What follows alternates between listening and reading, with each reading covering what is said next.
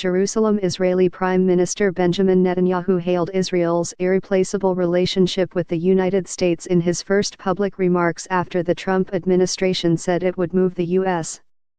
embassy to Jerusalem, but he did not address the move directly and instead stressed the threat of Iran. Netanyahu lauded Israel's expanding relations with the world as he spoke at a diplomatic conference in Jerusalem, describing a tsunami of diplomatic, economic, security and technology ties.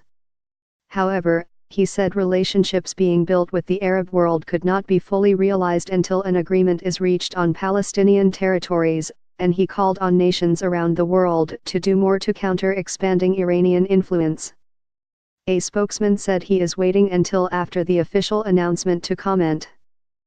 On the sidelines of the conference, Netanyahu said that Israel's historical and national identity is receiving recognition, especially today, the newspaper Haaretz reported. President Trump is expected to recognize Jerusalem as Israel's capital in a speech later Wednesday and order the relocation of the embassy there, according to senior aides.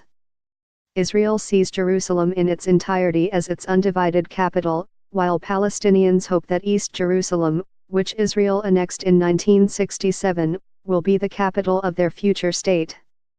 While Trump's planned move has been publicly welcomed by many Israeli politicians, it has the potential to unsettle Israel's growing relations with Sunni Arab nations at a time when they share an interest in countering the perceived threat of Iranian expansion in the region, as well as spark protests and torpedo the White House's nascent peace efforts.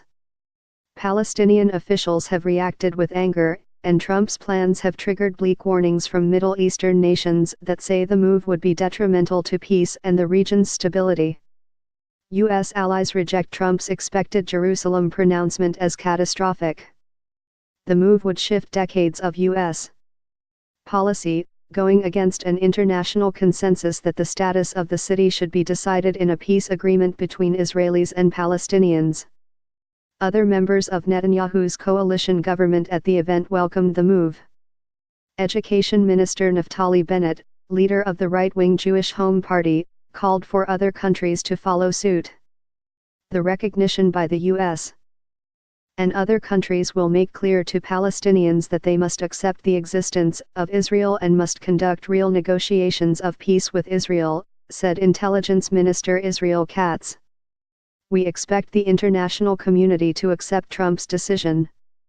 Israel is duty-bound to express its satisfaction and joy, and, yes, this is their capital and they want this recognition, said Yossi Michelberg, a Middle East expert at the Britain-based Chatham House. But they also know it can cause some trouble and will create reaction, mostly negative. How negative? That's the question. While Arab nations have expressed public discontent, they may decide that their shared interests with the United States and Israel are too strategically important to genuinely jeopardize.